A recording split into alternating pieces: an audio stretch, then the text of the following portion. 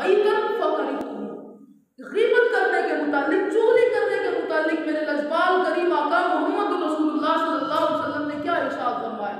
हुजूर चल रहे, दो सहाबी आपस में बात करते हैं कि हजरत माइज बिन मालिक असलमी रज़ियल्लाहु ताला अन्हु, ये एक सहाबी रसूल है जिन्होंने शादीशुदा होने के बावजूद जिना किया, और हुजूर की बारगाह में पहुंच गए और अर्ज करते हैं या रसूलल्लाह सल्लल्लाहु अलैहि वसल्लम ताहिरनी, मुझे पाक कर दीजिए।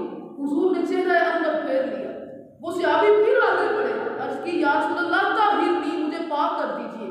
हुजूर ने फिर अपना चेहरा मुबारक फेर लिया, शायद कि ये अपनी बात से पीछे हट जाए। जब उसने तीसरी मर्तबा ये कहा या गालिबन चौथी मर्तबा कहा, हुजूर ने फरमाया कि फीमा उताहिरुका, तुम्हें किस चीज से पाक करूं।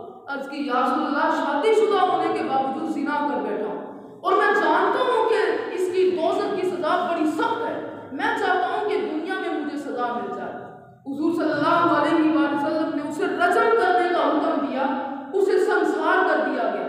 अब हुजूर सल्लल्लाहु अलैहि वसल्लम चल रहे हैं, दो सहाबी आपस में क्या बात करते हैं कि ये जो माइज बिन मालिक असलमी कितना बदबख्त बंदा है कि इसके ऐब अल्लाह ने छुपाए, लेकिन इसने अपने ऐब को जाहिर कर दिया गया, इसे पत्थर मार मार के शहीद कर दिया गया।